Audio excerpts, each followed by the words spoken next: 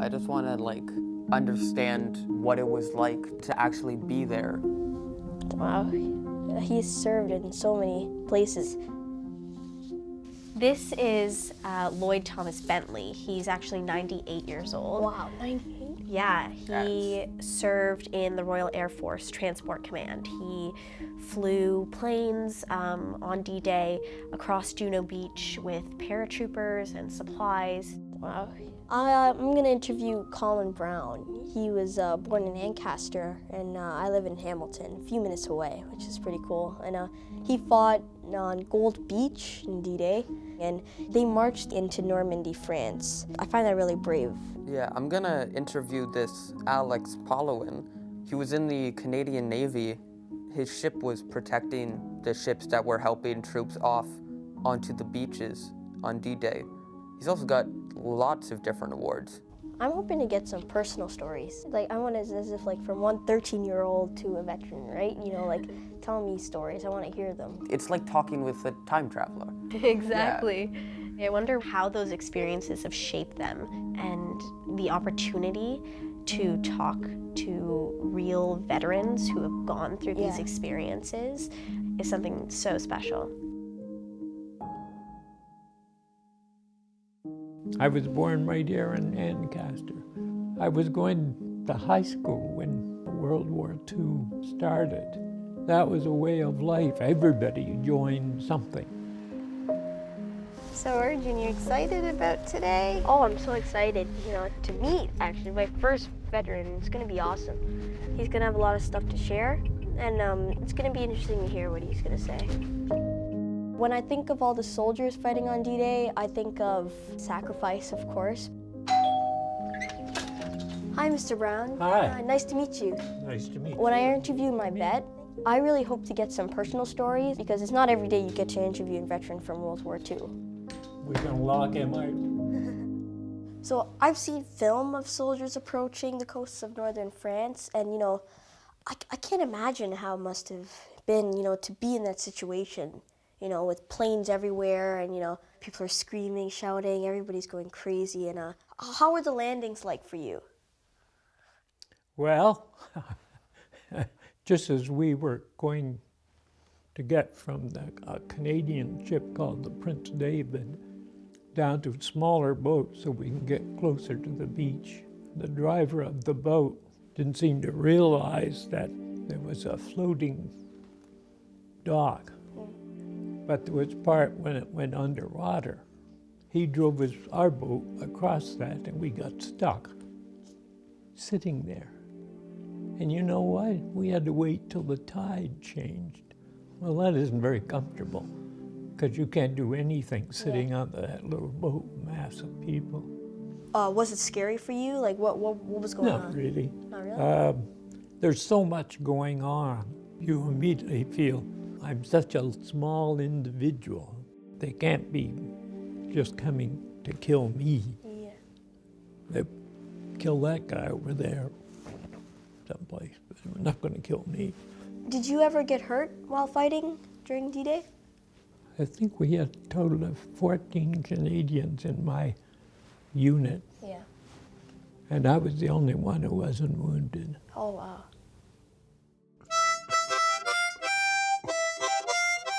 This is a song that got them into the wartime spirit. It brought a little bit of life, anything is good.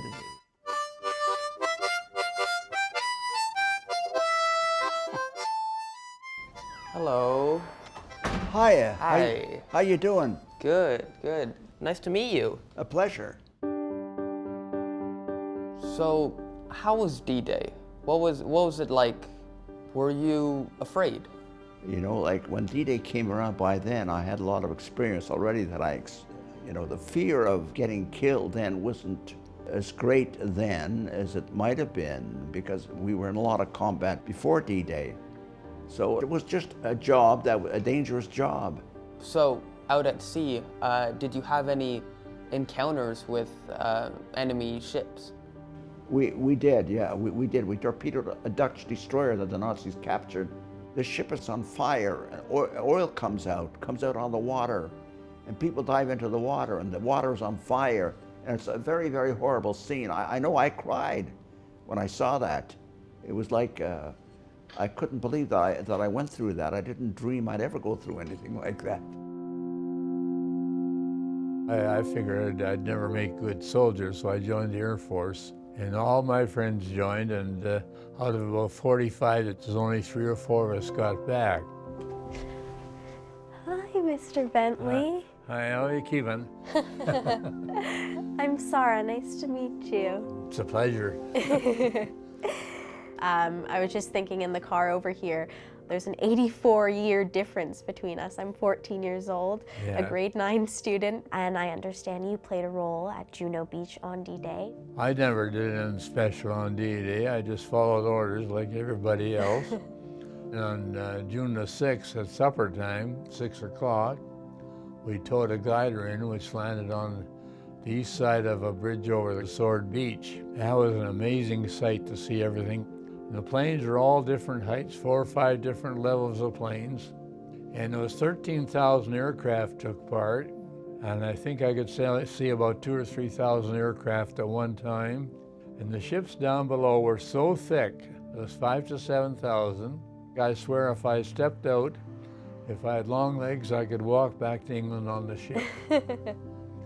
What was your most vivid memory throughout everything, maybe specific to D-Day? Well, I'll never forget the first group of wounded we flew back, and they'd sort them out into the different wounds, like belly wounds, face wounds, or arms and legs missing. But that first plane load wounded we brought back, I walked in the plane. It was a hot Normandy summer day, and the smell was something so terrific from all these wounded people. And from that day on, nothing shocked me after that. That's the most unforgettable thing I've ever seen in my life. Wow. From the Navy is Alex Paulin. After the war, obviously you're very happy. It was peace. Extremely happy. You know, there's 2 sides to a coin, and it's like that. You have to say goodbye to your friends and, you know, everybody that was in combat. And when it's over, how are you supposed to think and feel? Are you ready to take a job on? You got no training.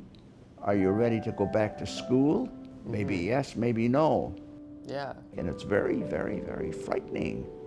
That's your biggest enemy at the time, maybe just as big as the war. What are you going to do for the rest of your life? But I'm very happy with the life I've lived.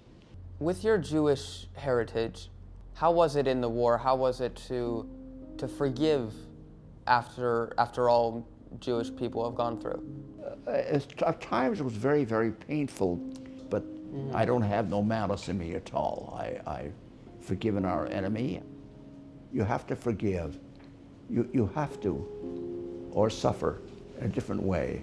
You have to forgive.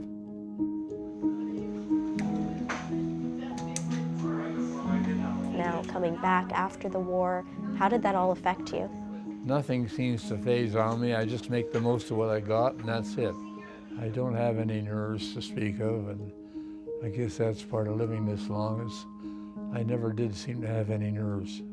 Do you think that's what really got you through all of your experiences? Well, I do think actually that a lot of pilots might be dead today because they worried about dying. And I don't think if you're worrying about dying, you're thinking right. You might as well be happy with what you got. You're not going to change it anyway.